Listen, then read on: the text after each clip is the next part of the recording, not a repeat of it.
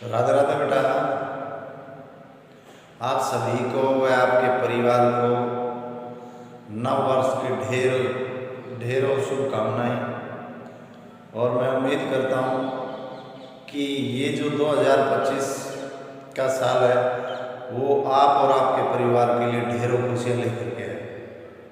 बेटा online classes चल रही हैं, तो आज मैं शुरुआत कर रहा हूँ हिस्ट्री से। हिस्ट्री का जो पहला चैप्टर है वो है भारत में राष्ट्रवाद। देखिए, भारत में राष्ट्रवाद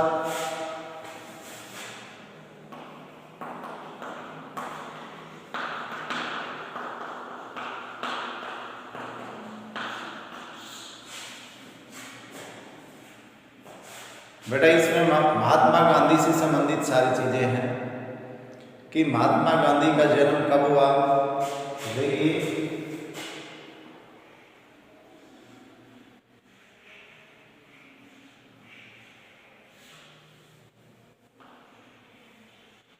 पहले भी आपको समझा रखा है बेटा।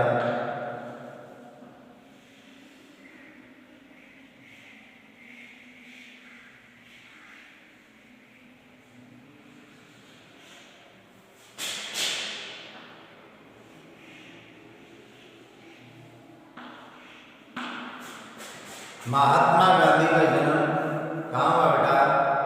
पोरबंदर, 2 अक्टूबर 1869। कहाँ हुआ बेटा? पोरबंदर। इनकी माता का नाम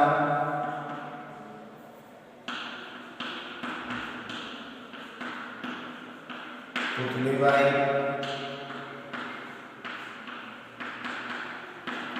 तथा पिता का नाम करमचंद गांधी।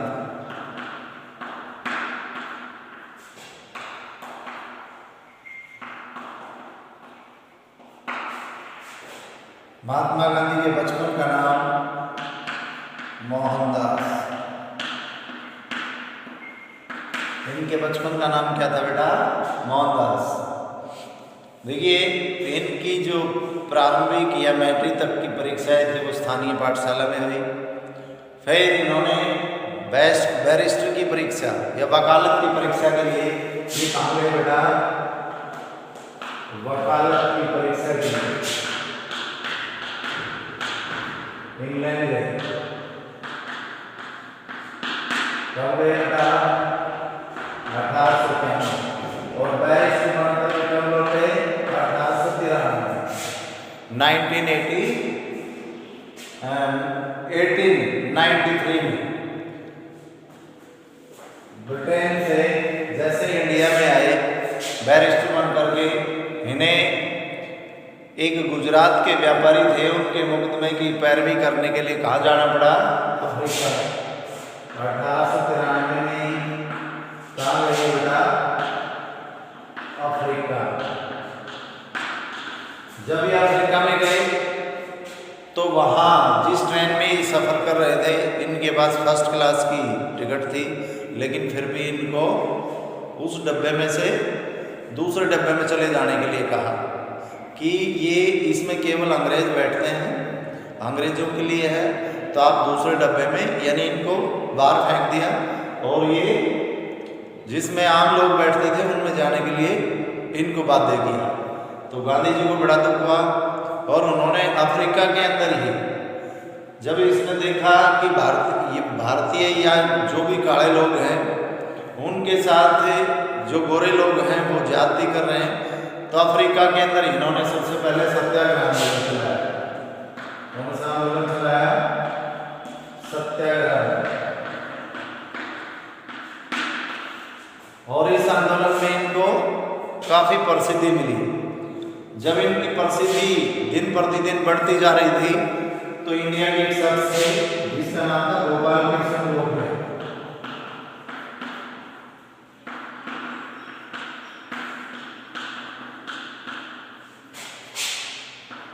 वो इनसे मिलने के लिए अफ्रीका में गए। कई बार ये 1 मार्क्स का क्वेश्चन आता है कि गांधी जी से अफ्रीका में मिलने के लिए कौन गए, तो गोपाल कृष्ण गोखले थे, जो इनके राजनीतिक गुरु थे। राजनीतिक गुरु, गांधी जी के राजनीतिक गुरु कौन थे? गोपाल कृष्ण गोखले। ये इनसे मिलने के लिए कहाँ गए बेटा? अफ्रीका में गए। तो उनके आग्रह के ऊपर ही जब ये इंडिया में आए, उस समय प्रथम विश्व युद्ध चल रहा था। प्रथम विश्व युद्ध चल रहा था। जब ये इंडिया में आए उस समय कौन सा युद्ध चल रहा था बेटा? प्रथम विश्व युद्ध 1914 से 1918। तो जैसे ही इंडिया में आए 9 जनवरी 1915 इंडिया में आए, उस दिन को क्या, इस दिन को क्या मनाते हैं? अप्रवासी दिवस। इस दिन को अप्रवासी दिवस के रूप में मनाते हैं। जब वो आए 9 जनवरी को, उस दिन को किस रूप में मनाते हैं? अप्रवासी दिवस। और इनके जो जन्मदिन है 2 अक्टूबर, उसको विश्व अहिंसा दिवस के रूप में मनाते हैं। विश्व अहिंसा दिवस के रूप में मनाते हैं।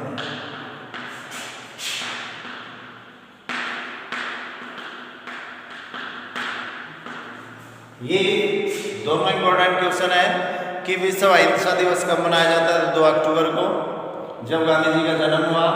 और अप्रवासी दिवस जब वो आए 9 जनवरी 1915 को, जब वो इंडिया में आए, तो उस दिन को अप्रवासी दिवस के रूप में मनाया जाता है।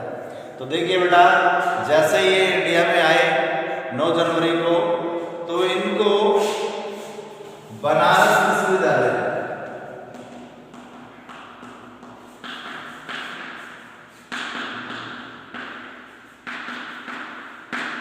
में धनाढ्य व्यक्ति जितने भी थे उनकी सभा को संबोधित करना था। लेकिन एक किसान थे जो कि चंपारण के किसान इनसे मिले। उन्होंने इनको कहा कि आप धनाढ्य व्यक्तियों की सुनते हैं, कभी गरीबों की तरफ भी देखिए कि गरीबों के साथ बहुत बुरा हो रखा है, आप कभी चंपारण में आकर के देखिए। तो गांधी जी बेटा 1916 में कहाँ पहुँचे? चंपारण। 1916 में कहाँ पहुँचे बेटा? चंपारण।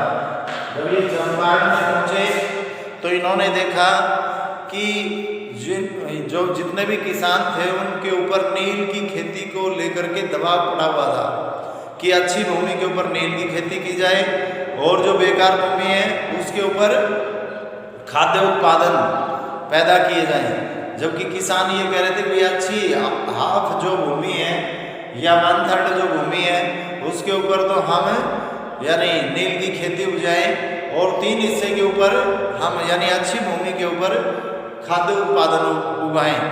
इससे हमारी रोजी रोटी के साधन भी नहीं छीनेंगे और हमारी स्थिति भी ठीक हो जाएगी। तो गांधी जी ने वहाँ आमरण अनशन किया और सरकार को झुकने के लिए मजबूर किया, और सरकार ने गांधी जी की बात भी मानी। इसके बाद में बेटा कहाँ पहुँचे? 1917 में खेड़ा में पहुँचे। 1917 में कहाँ पहुँचे बेटा? खेड़ा में। खेड़ा में किसानों ने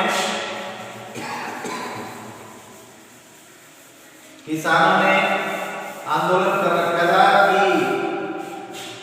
क्योंकि प्रथम विश्व युद्ध के कारण काफ़ी फसल खराब हो गई किसानों की, और प्लेग की महामारी भी फैल गई, जिसके कारण उनके काफ़ी पशु भी मारे गए और इनकी जो खेती थी वो भी नष्ट हो गई। इसलिए किसानों ने कहा कि भाई जो खेती हमारी थी वो तो नष्ट हो गई, हम कर कहाँ से दें? क्योंकि अंग्रेजों ने उनके ऊपर कर लगा दिया था युद्ध के खर्चे की भरपाई करने के लिए। लेकिन किसानों ने कहा कि भाई हम कर देने की स्थिति में नहीं है। गांधी जी वहाँ बिचौलिए का काम किया और उन्होंने अंग्रेजों से अपील की कि जो कर देने की स्थिति में उनसे कर लीजिए, और जो कर देने की स्थिति में नहीं है उनका कर माफ कर दीजिए। तो बेटा अंग्रेजों ने ऐसा ही किया, जो कर देने की स्थिति में थे उनसे कर लिया, और जो कर देने की स्थिति में नहीं थे उनका माफ कर दिया। फिर इसके बाद में गांधी जी 1918 में अहमदाबाद पहुंचे। अहमदाबाद में क्या हुआ बेटा कि सूती मिल वर्कर्स और मिल मालिकों के बीच में बोनस को लेकर के विवाद चल रहा था।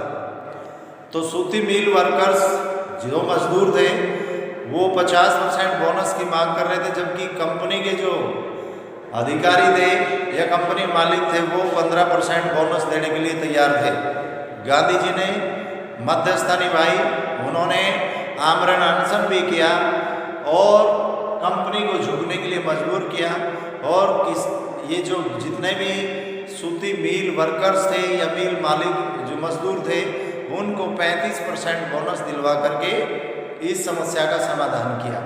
इस प्रकार बेटा गांधी जी किसानों के लिए मसीहा बन गए।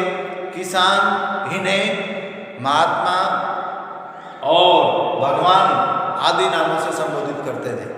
तो आज के लिए इतना ही। कल रॉलेट एक्ट, असहयोग आंदोलन, इसके बारे में समझाएंगे। उम्मीद करते हैं बेटा आपको अच्छे तरीके से समझ में आ गया होगा। धन्यवाद।